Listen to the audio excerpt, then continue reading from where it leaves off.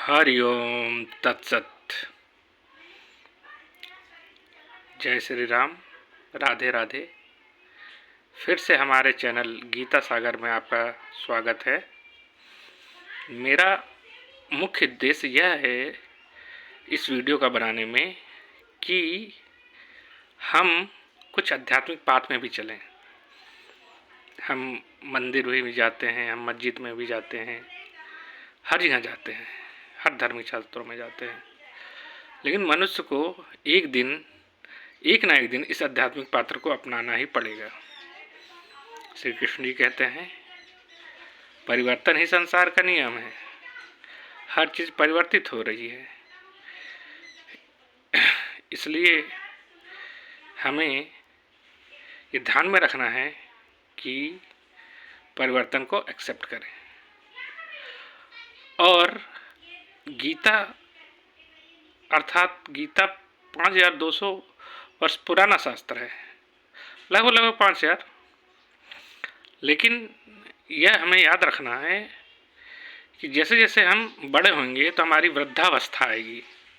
जब मनुष्य की वृद्धावस्था आएगी तब मनुष्य बोलता है हे राम, हे कृष्ण। लेकिन उसे ये नहीं भूलना है कि उनने पूरे संसार में क्या किया है। जब मनुष्य मरता है तो उसकी आखिरी इच्छा ही उसके स्वरूप में आती है। समझो किसी ने को इंजीनियर बनना था और वो इंजीनियर बनना सोचता ही रहा। तो मृत्यु की सैया में उसको अचानक कुछ समझ में नहीं आएगा कि मैं क्या करूं। ऐसा नहीं है कि उसके मृत्यु की सैया में उसके मुंह से राम निकलेगा। वो निरंतर चिंतन में रहेगा कि मेरा घर नहीं बन पाया। और एक चीज़ और आपको बता दूं, मनुष्य के अंदर एक जीवात्मा है जो योग द्वारा या योगेश्वर श्री कृष्ण के दिए गए उद्देश्यों द्वारा हम इस जीवात्मा को परमात्मा में मिला सकते हैं। और जब मृत्यु की सैया आएगी तो मनुष्य की जबान पे जो रहेगा या लफ्ज़ पे जो रहेगा वही चीज़ को मन सहित इंद्रियों को लेकर वो अगले जन्म में पैदा होगा। यहाँ आपको एक चीज़ ध्यान रखना है कि आपको पूर्व जन्म में विश्वास करना ही पड़ेगा, क्योंकि गीता पे बहुत सारी टिप्पणियाँ लिखी गई। लेकिन बोलते हैं ना कि 1000 पत्थरों में एक हीरा छुप जाए तो वो भी पत्थर कहलाने लगता है। लेकिन परखने वाले की जो सोच है उसे परख लेता है कि पत्थर में हीरा कहाँ पर है। उसी प्रकार कई टिप्पणियाँ लिखी गई। मैंने विभिन्न गीता पढ़ा है, यथार्थ गीता उनमें से एक है, स्वामी अलगनानंद महाराज जी द्वारा। मैं उनको गुरु मानता हूँ और परमहंस जी स्वामी को भी गुरु मानता हूँ। और हमेशा आपको जो बताया गया है गीता में कि ये बाहरी युद्ध है, ये एक बाहरी युद्ध नहीं है, यह एक आंतरिक युद्ध है जिसमें मन सहित इंद्रियों को जीतना है। अब इस मन सहित इंद्रियों को जीतने के लिए आपको करनी पड़ेगी यज्ञ की प्रक्रिया, जो कि गीता के 4th अध्याय में बताया गया है। गीता के 4th अध्याय में बताया गया है।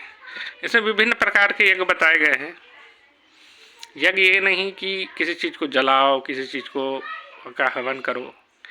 यज्ञ ये है कि चाहे किसी भी विधि द्वारा आप चाहे जो कार्य करें, उस विधि द्वारा अपने काम क्रोध लोभ को त्याग सके। जब आप काम क्रोध लोभ को त्याग सकेंगे तब आप पॉजिटिव यानी देवी संप्रदाय में प्रवेश पा जाएंगे। इसी प्रकार जब देवी संप्रदाय में आप प्रवेश कर जाएंगे तो आपकी जो सजाती प्रवृत्तियां हैं वो भी अपने आप विलय हो जाएगी। यहाँ गीता में जो कौरव थे वो आपके शरीर के विजाती प्रवृत्तियां हैं, यानी कि आपके शरीर के असुरी प्रवृत्तियां हैं। और जैसे भीष्म पितामह आपके शरीर के मन हैं, और जो मन है वो मनुष्य का आखिरी में ख़त्म होता है। जैसे आप मर जाएंगे तो आपका मन और इंद्रियां लेके चले जाएंगे। अब इस इंद्रियों को तपाने की विधि को ही एक प्रक्रिया कहा गया है। अब इन इंद्रियों को जब आप तपाएंगे तो ये इंद्रियों को जब आप तपाएंगे तो इस पर आपका कंट्रोल हो जाएगा, और ख़ासकर नेगेटिव चीज़ों पर।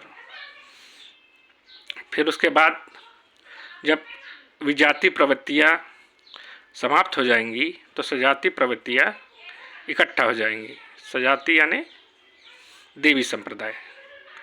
और उसके बाद श्री कृष्ण द्वारा गीता में दिए गए उद्देश्यों के द्वारा उन्होंने कहा है साफ तौर पर कि आप किसी सिद्ध पुरुष के प्रवेश में जाएं।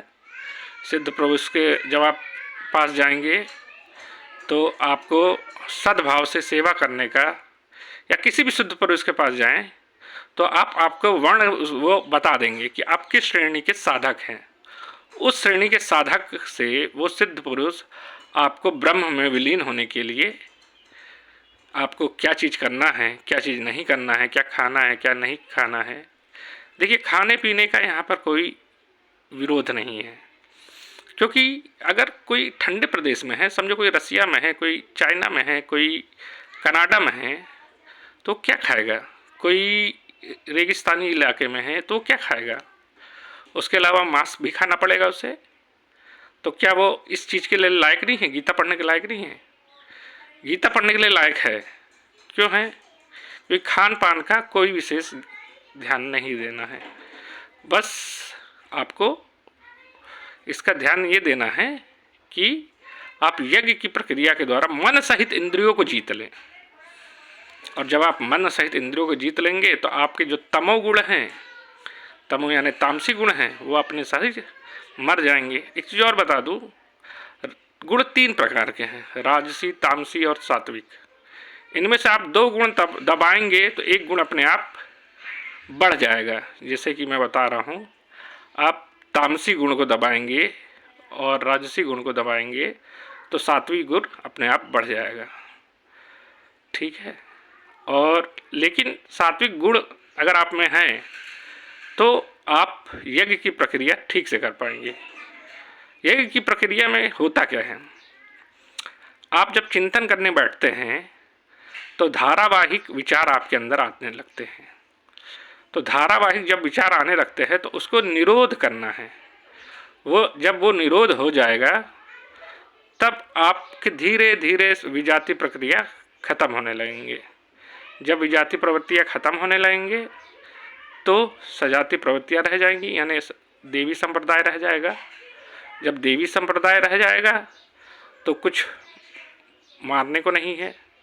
जब कुछ मारने को नहीं है तो योग और विधि द्वारा, सद्गुरु के आश्रय द्वारा वो आपको बता देंगे कि आपको किस योग विधि के द्वारा आप ब्रह्म में विलीन हो जाएंगे।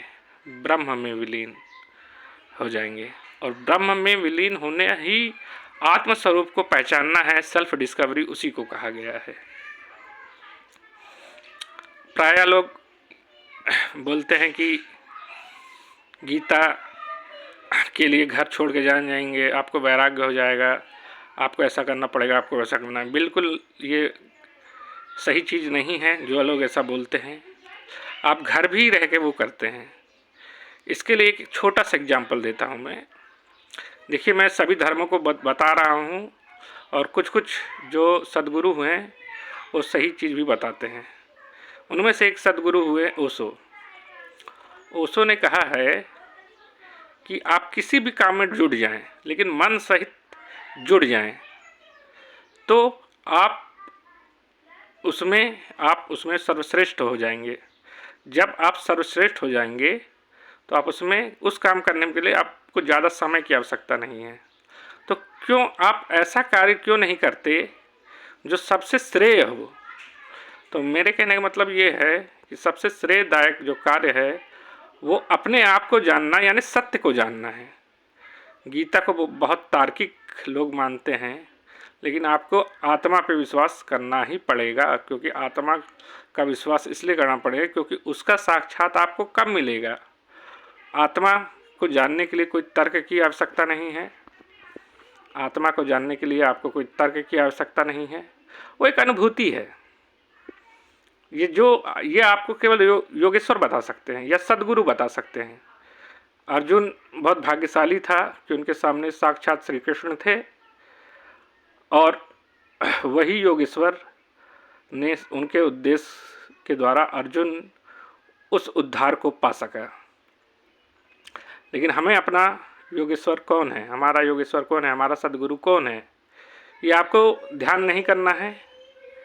सद्गुरु आपको एक ना एक दिन जरूर मिलेंगे, और आपके सद्गुरु जहाँ कहीं भी होंगे, अगर आप मन में श्री कृष्ण की मन से श्रद्धा करते हो और लगातार आप स्वर में चलित हो जाते, स्वर में चलित यानी कि आप जब सांस लेंगे तब आप श्री ओम का जाप करें, फिर सांस छोड़ें, फिर श्वास लें, ओम का जाप करें, फिर श्वास छोड़ें। यह भी एक यज्ञ की प्रक्रिया है, यह भी एक सिद्ध पुरुष के द्वारा करना जाता है। तो अगर आप किसी सिद्ध पुरुष के पास जाके ये सब करेंगे तो आपको बहुत अच्छी अनुभूति होगी, और शायद वो आपको उस श्रेय तक पहुंचा दें जिस श्रेय के लिए अर्जुन अधिकारी था। अब उस श्रेय को पाने के बाद उस महात्मा का इस संसार से कोई लेन देना नहीं होता है।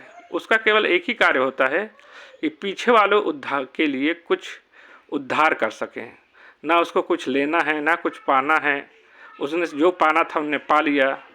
वो केवल अपने